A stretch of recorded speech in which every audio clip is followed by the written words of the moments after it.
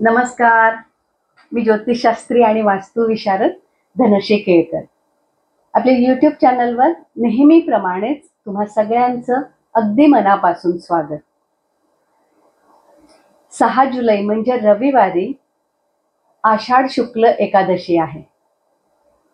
या एकादशीला आपण मोठी एकादशी किंवा महा एकादशी म्हणतो आणि याचं नाव शयनी एकादशी असं आहे. शयनी एकादशी का म्हणलं जातं? कारण या दिवशी क्षीरसागरामध्ये विष्णू भगवान आपल्या शेषनागाच्या शय्येवरती योगनिद्रेमध्ये जातात, म्हणून याला देवशयनी एकादशी असं म्हणलं जातं. या आषाढी एकादशीपासून ते कार्तिकी एकादशी पर्यंत चातुर्मास असतो, म्हणजे या 4 महिन्याच्या कालावधीला चातुर्मास असं म्हणलं जातं. 4 महिन्यामध्ये महाविष्णू भगवान हे योगनिद्रेमध्ये असतात. त्याच्यामुळे या 4 महिन्यामध्ये कोणत्याही प्रकारचं शुभ कार्य म्हणजे विवाह वगैरे आपण करत नाही. जेव्हा 4 महिने संपतात म्हणजे चातुर्मास संपतो, तो दिवस म्हणजे तुळशी विवाहाचा दिवस असतो, कार्तिकी एकादशी. आणि मग त्याच्यानंतर पुढे आपली लग्नसराई चालू होते. आपण सगळेजण या 2 मोठ्या एकादशा म्हणजे आषाढी एकादशी आणि कार्तिकी एकादशी या दोन्ही एकादशीला आपण उपवास करतो. या एकादशीला सायंटिफिकली सुद्धा खूप महत्व आहे आणि धार्मिक महत्व तर आहेच आहे. या एकादशीचं महात्म्य भगवान व्यासांनी युधिष्ठिराला वनपर्वामध्ये सांगितलेलं आहे. आपण या सगळ्या कथेकडे नको जाऊया, तर आपण हा एकादशीचा उपवास का करायचाय, कशासाठी करायचाय, कसा करायचाय हे पाहूया. शुक्ल पक्षातील एकादशीला म्हणजे या आषाढी एकादशीला पंढरपूरची वारी असते. पांडुरंग हा आपल्या महाराष्ट्राचा आराध्य दैवत आहे आणि तो विष्णू स्वरूप आहे. त्यामुळे या आषाढी एकादशीच्या दिवशी श्री पांडुरंगाचं विष्णू स्वरूप आणि रुक्मिणीचं लक्ष्मी स्वरूप म्हणून पूजन केलं जातं. ज्यांना एकादशीचं व्रत करायचं असेल ते शक्यतो आषाढी एकादशीपासून किंवा कार्तिकी एकादशीपासून प्रारंभ करतात. एकादशी ही भगवान विष्णूंची आवडती तिथी आहे आणि यामुळेच त्यांचा आशीर्वाद मिळावा, त्यांची कृपादृष्टी आपल्यावर राहावी म्हणून आपण सुद्धा एकादशीच्या उपवासाचं व्रत करणं आवश्यक आहे. भगवान विष्णूंबरोबर साक्षात श्री लक्ष्मी सदैव असते. त्याच्यामुळे ज्यांच्यावर कर्जाचा डोंगर झालाय किंवा ज्यांना आपली आर्थिक परिस्थिती अजून सुधारावी, सुबत्ता यावी असं वाटतंय, किंवा ज्यांना आरोग्य संपन्न व्हायचंय, व्यवसाय नोकरीमध्ये सत्ता हवी आहे, धन हवी आहे, दौलत हवी आहे, किंवा लक्ष्मीचा निरंतर वास आपल्याकडे असावा असं वाटतंय, आरोग्य हे सुद्धा धनच आहे, तर या सगळ्यासाठी एकादशी व्रताचं महात्म्य सगळ्यात जास्त आहे. सायंटिफिकली हा उपवास का करावा? तर आषाढ महिन्यात पावसामुळे वातावरण चांगलं नसतं, आरोग्याचे पोटाचे अनेक त्रास होतात. मग ते डिटॉक्स होण्यासाठी आपण उपवास करणं म्हणजे पोटाला थोडा आराम देणं महत्वाचं असतं. आता देवशयनी एकादशीला देव निद्रावस्थेत जातात, म्हणजे काय? आपण जागं व्हायला पाहिजे. आणि आपण जागं होणं म्हणजे काय? तर आपण आपला आत्मशोध करायचा आहे. म्हणजे काय करायचंय? तर मनातला अहंकार, हा जो इगो आहे तो आपल्याला कमी करायचा आहे. या चातुर्मासात बरेच लोक उपवास करतात. कारण काय? तर मी मगाशी म्हणलं तसं पोट खराब झालेलं असतं, त्याच्यामुळे साहजिकच उपवासामुळे सात्विक अन्न घेतलं जातं आणि त्याच्यामुळे पोटाला सुद्धा आराम मिळतो आणि आपलं आरोग्य चांगलं राहतं. या काळात सत्वगुण वाढतो, त्याच्यामुळे साहजिकच आध्यात्मिक प्रगती आपली चांगली होते आणि म्हणूनच पूर्वापार चातुर्मासामध्ये वेगवेगळी व्रते, नियम किंवा ज्याला नेम म्हणतात असं करण्याचा खूप प्रघात आहे. तर अशी व्रतवैकल्ये या महिन्यामध्ये अवश्य करावी आणि आपली आध्यात्मिक प्रगती करून घ्यावी. आता आपण पर्टिक्युलरली एकादशी हा उपवास कसा करायचा हे पाहूया. मी मगाशीच तुम्हाला सांगितलं की लक्ष्मी प्राप्तीसाठी, आरोग्य प्राप्तीसाठी, सर्व कार्यसिद्धीसाठी एकादशीचं व्रत करणं अतिशय उपयुक्त असतं. मग ज्यांना ज्यांना हे एकादशीचं व्रत चालू करायचंय त्यांनी या एकादशीपासून चालू करायला हरकत नाही. जर तुम्हाला शक्य असेल तर तुम्ही याचा संकल्प सोडू शकता. आता या दिवशी काय करायचं आणि काय करायचं नाही ते पाहूया. तर एकादशीच्या दिवशी जास्तीत जास्त मौन बाळगणं अत्यंत आवश्यक आहे. म्हणजे अत्यंत कमी बोलावं.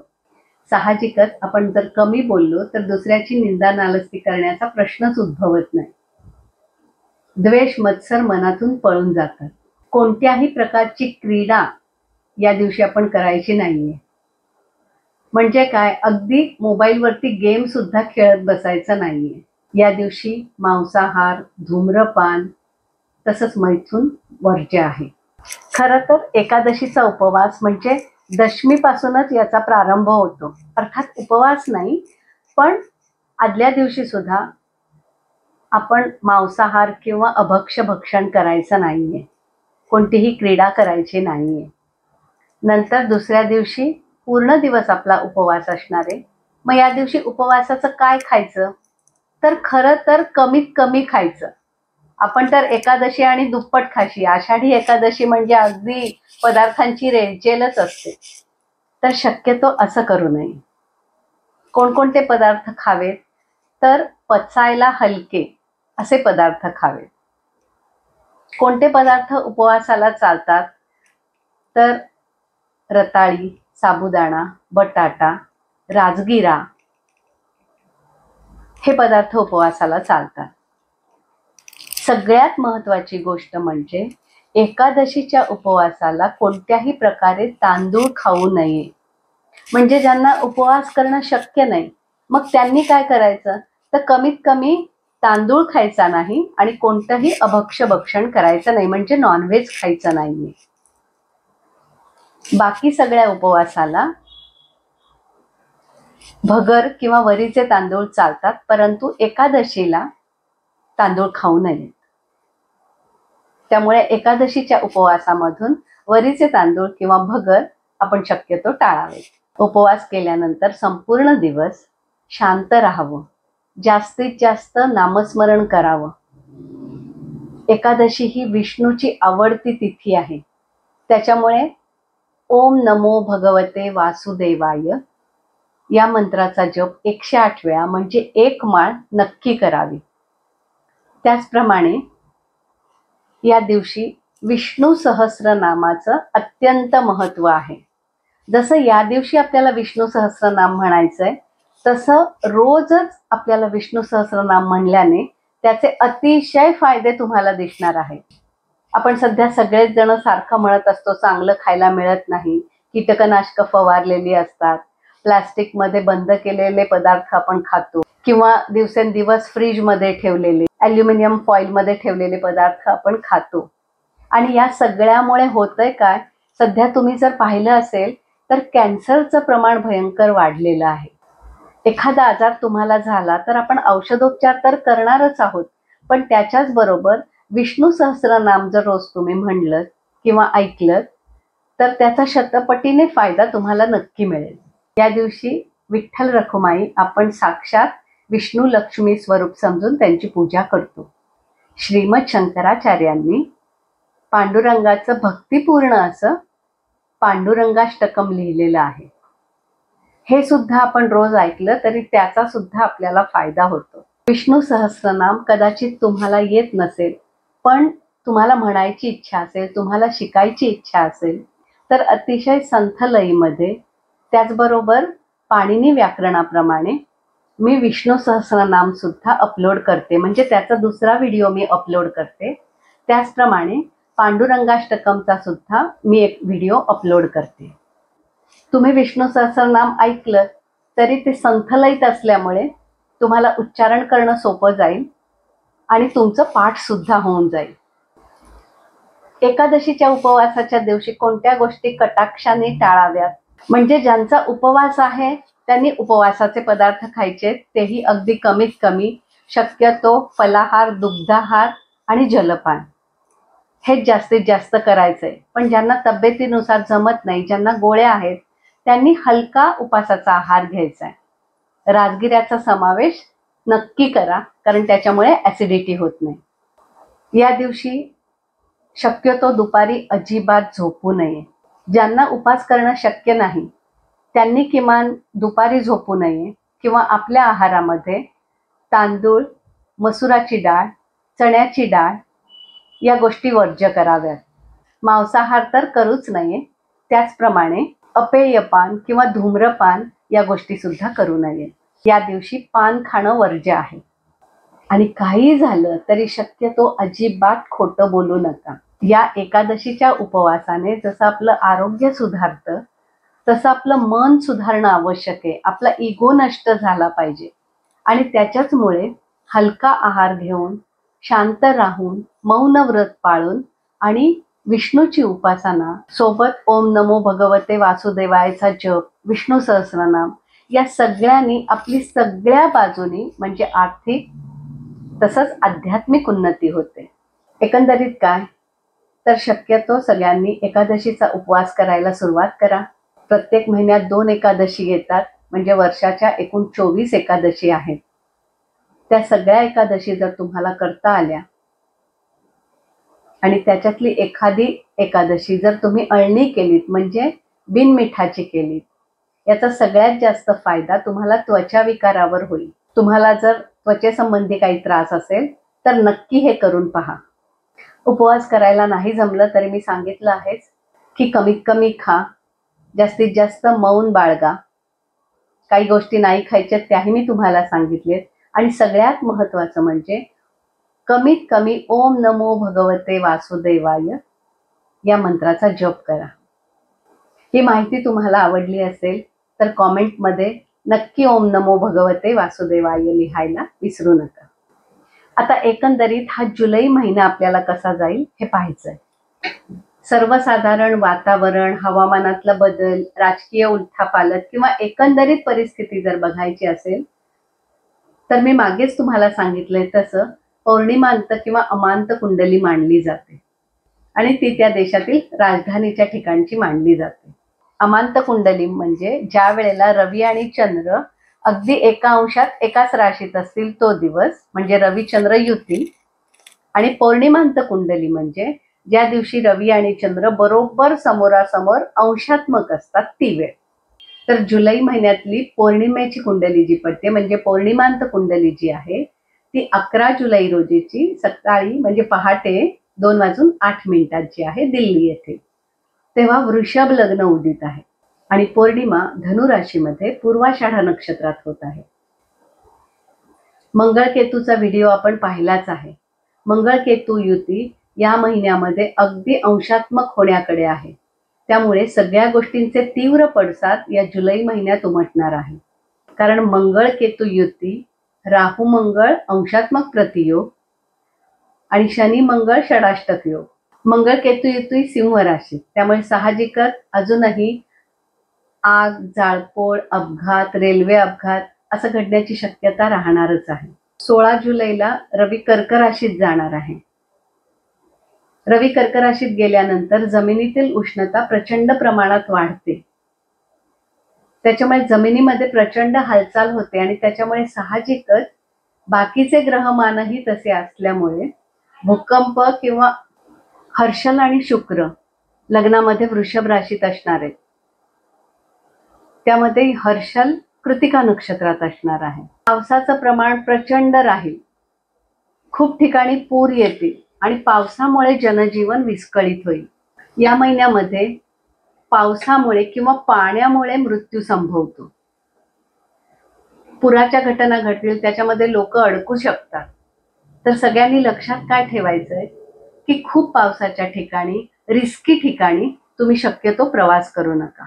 कारण या महिन्यामध्ये सगळ्यात जास्ती त्रास पाण्यापासून संभवतो. पाण्यामुळे इमारतींची पडझड होऊ शकते. त्यामुळे लोकांना खूप त्रास सहन करावा लागेल. खूप पाऊस असल्यामुळे साहजिकच शेतीचं प्रचंड प्रमाणात नुकसान होईल. शेतकऱ्यांसाठी हा महिना चांगला नाहीये. फक्त काही ठिकाणीच पिकं बरी येतील आणि त्यामुळेच या काळात महागाई वाढण्याची शक्यता जास्त राहील. मंगळ केतू युती हर्षल कृतिका नक्षत्रात किंवा बाकी इतर सगळ्या ग्रहयोगांमुळे राजकीय घडामोडींना सुद्धा प्रचंड वेग येईल. याच्यामध्ये प्रचंड उलथापालथ होईल. विरोधी पक्ष किंवा सगळे पक्ष एकमेकांवरती आरोप प्रत्यारोप करत राहतील. काही पक्षश्रेष्ठी किंवा काही महत्वाच्या पदावरच्या व्यक्ती राजीनामा देतील. त्यानंतर पक्ष बदलणं किंवा दोन विरोधी पक्षातले लोक एकत्र येणं या घटना घडण्याची शक्यता राहीलच. मंगळ केतू युतीमुळे सीमावाद सुद्धा वाढू शकतो. म्हणजे जमिनीवरून विवाद होण्याची शक्यता या काळात जास्त राहील. भूकंप किंवा पावसामुळे त्रास अशा घटना जास्तीत जास्त कुठे घडतील तर उत्तराखंड, जम्मू काश्मीर, हिमाचल प्रदेश म्हणजे सगळा नॉर्थ बेल्ट याच्या खाली येण्याची शक्यता जास्त आहे.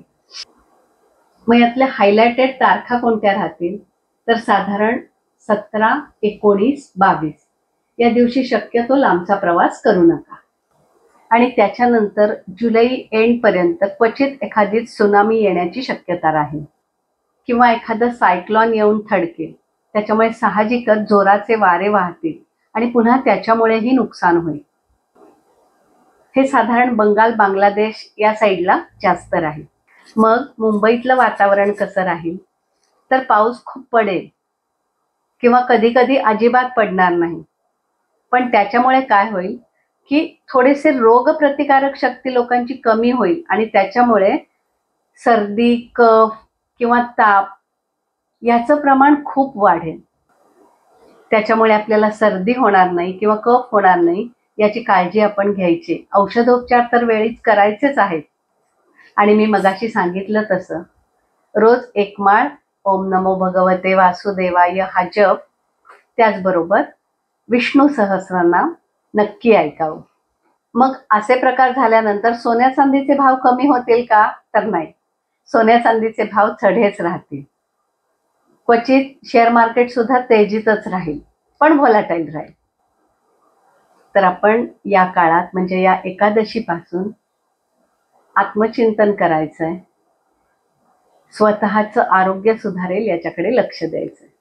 आता अगदी थोडक्यात 12 चंद्र राशींना म्हणजे आपण जी आपली रास म्हणून म्हणतो त्या राशींना काय फळं मिळतील ते पाहूया. सर्वप्रथम मेष रास. या महिन्यामध्ये तुम्हाला पर्सनल काही त्रास होऊ शकतो. आता पर्सनल म्हणजे काय तर तुमच्या घरात तुमचे वाद होऊ शकतात. तुमच्या नात्याविषयी तुम्हाला काहीतरी शंका वाटेल किंवा त्याच्याशी सतत वादविवाद होत राहतील किंवा पारिवारिक समस्या वाढू शकतात. आणि आपल्याच लोकांबद्दल गैरसमज करून घेतल्यामुळे नात्यात उगाचच खटास निर्माण होईल. तर हे असं काही होणार नाही याची काळजी तुम्ही घ्यायची. मग गैरसमज होऊ देऊ नये त्याच्यासाठी काय करायचं, एकतर आधी शंका नाही घ्यायच्या किंवा काही प्रॉब्लेम झालेच तर बोलून मिटवायचं आणि वाद न वाढवता शांत राहायचं.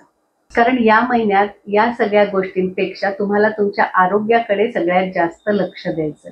त्यामुळे आरोग्य सांभाळा. जर तुम्ही गाडी चालवत असाल तर तीही सांभाळून चालणं आवश्यक आहे. या काळात करिअर मात्र तुमचं चांगलं राहील. क्वचित तुम्हाला एखादी अपॉर्च्युनिटी सुद्धा येईल किंवा करिअरच्या निमित्ताने तुम्हाला प्रवास करावा लागू शकतो. तर तो प्रवास करा, तुम्हाला त्याच्यातून फायदाच होईल. वृषभ रास.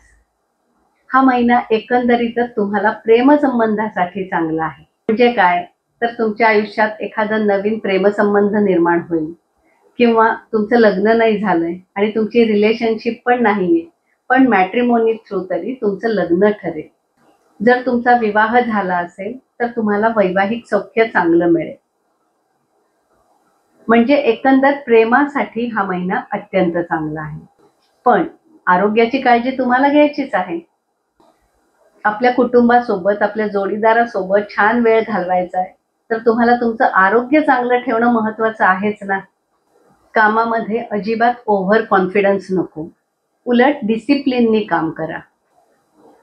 मनात नेहमी चांगले विचार ठेवा, दुसऱ्याबद्दल चांगला विचार करा, दुसऱ्याला सोबत घेऊन काम करा म्हणजे तुमची प्रगती होईल. जर तुम्हाला एखादी यात्रा करायची असेल, प्रवास करायचा असेल तर योग्य ती खबरदारी घ्या आणि मग प्रवास करा. मिथुन रास. मिथुन राशीला या महिन्यात सगळ्यात जास्त काळजी आपल्या आरोग्याची घ्यायची. यासाठी आपलं रुटीन म्हणजे खाणं पिणं किंवा सकाळचा व्यायाम, एक्सरसाइज, योग, प्राणायाम हे सगळं करणं अत्यंत आवश्यक आहे. जरी तुम्हाला नोकरीवरून यायला उशीर होत असेल किंवा तुमचं धावपळीचं जीवन असेल, तरी सुद्धा खाण्याच्या वेळा पाळणं अत्यंत महत्त्वाचं आहे. उलट या काळात तुम्ही उगाचच धावपळ करूच नका.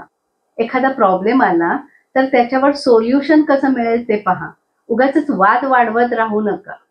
त्याच्यापेक्षा नक्की काय झालंय आणि त्याच्यावर सोल्युशन काय आहे ते बघा. व्यवसायात तुमची उत्तम प्रगती होईल, मात्र त्याच्यामध्ये चॅलेंजेस सुद्धा खूप असणार आहे. म्हणजे कष्ट मेहनत तुम्हाला करायचे, चॅलेंजेसना तोंड द्यायचंय, पण हे सगळं केल्यानंतर तुमची प्रगती नक्की होणार आहे.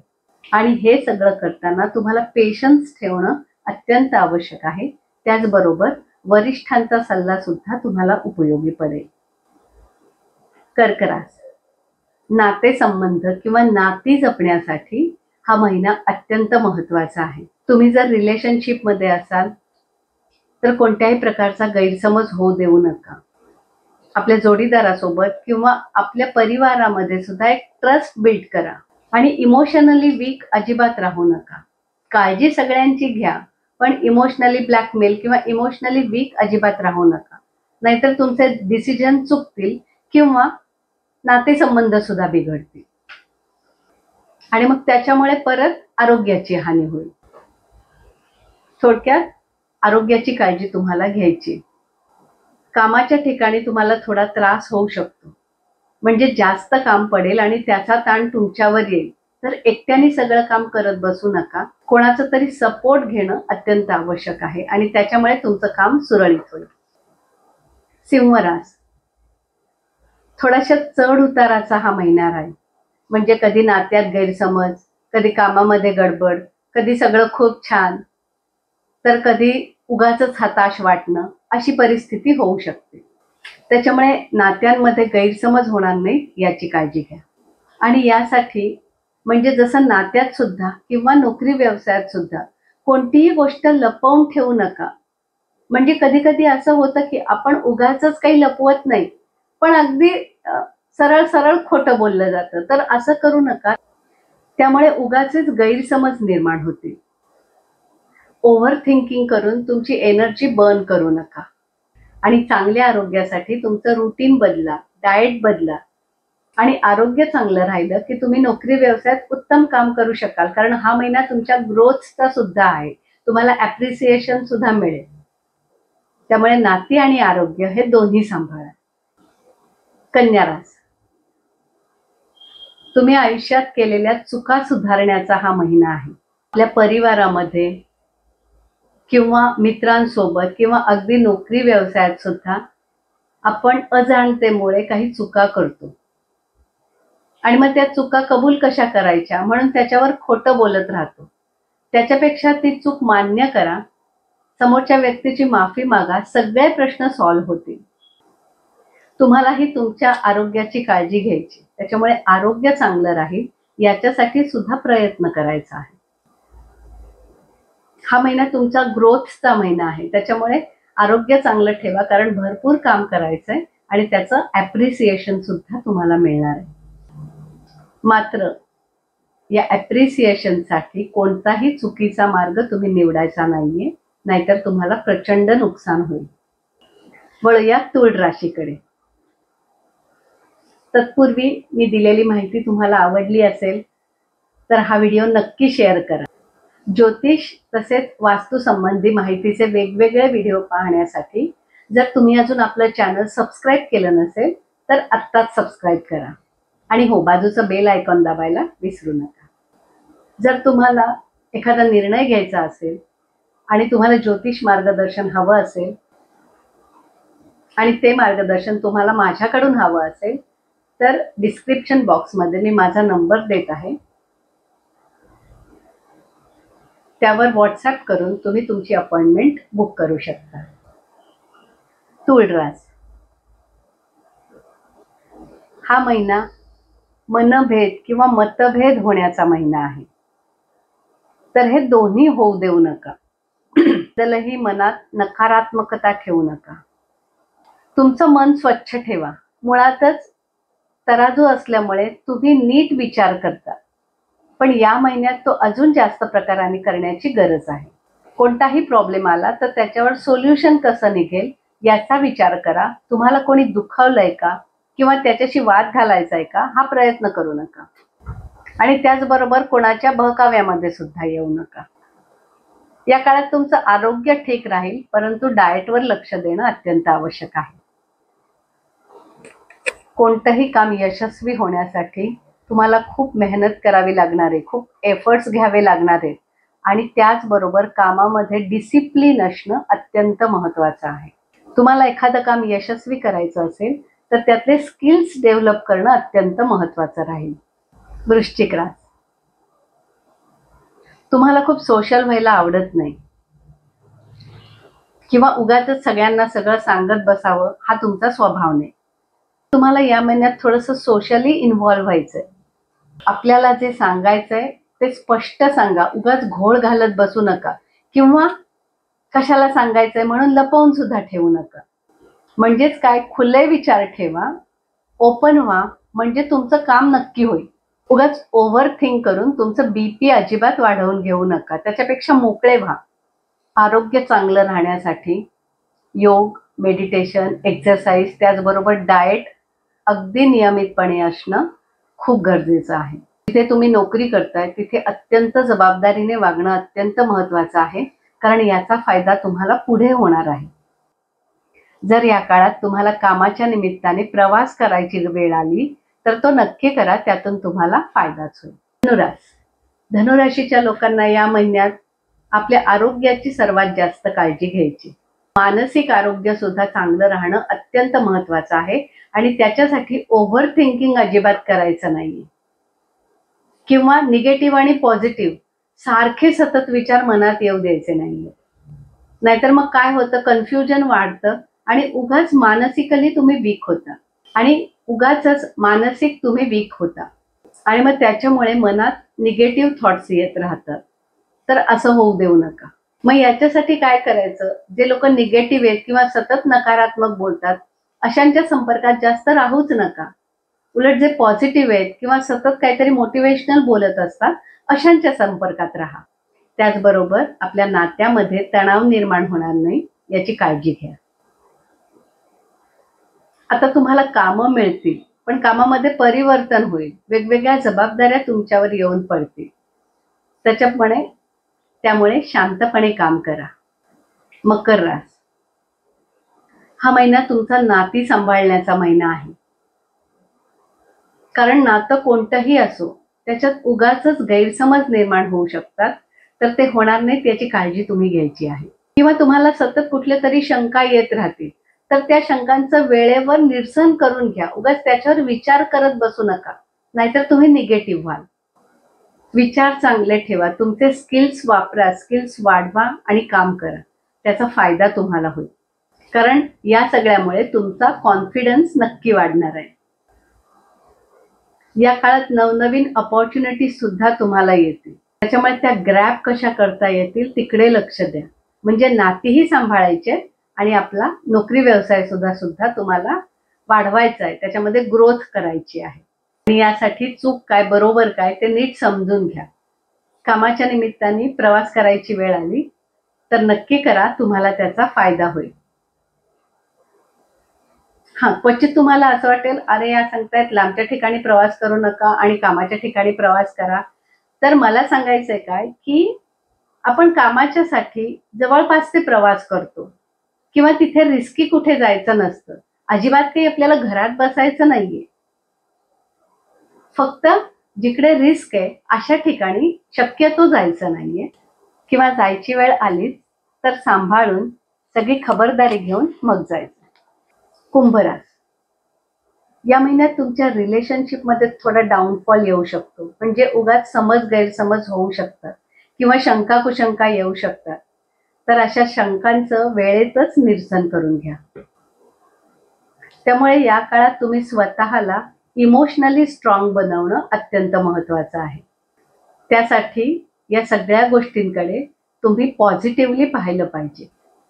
तुम्हाला जोडीदाराला, पार्टनरला किंवा कोणत्याही नात्यात समोरच्याला काही सांगायचं असेल तर ते न घाबरता संयमाने, शांतपणे पण बोलून टाका.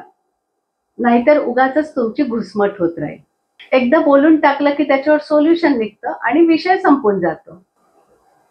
या काळात तुमचं आरोग्य ठीक राहील. मात्र मेडिटेशन करणं, मनःशांती, मनस्वास्थ्य चांगलं राहणं हे अत्यंत आवश्यक आहे. त्यासाठी नक्की प्रयत्न करा. मीन रास, अविवाहितांसाठी हा महिना चांगला आहे. जर तुमचं लग्न अजून झालं नसेल तर तुमचा विवाह या महिन्यात ठरेल. नवीन नातेसंबंध, प्रेमसंबंध या महिन्यात निर्माण होऊ शकतात किंवा तुम्हाला वैवाहिक सौख्य सुद्धा चांगलं राहील. मात्र आरोग्याची काळजी घेणं अत्यंत आवश्यक आहे. लोअर बॅक पेन किंवा पोटाचे आजार तुम्हाला होऊ शकतात.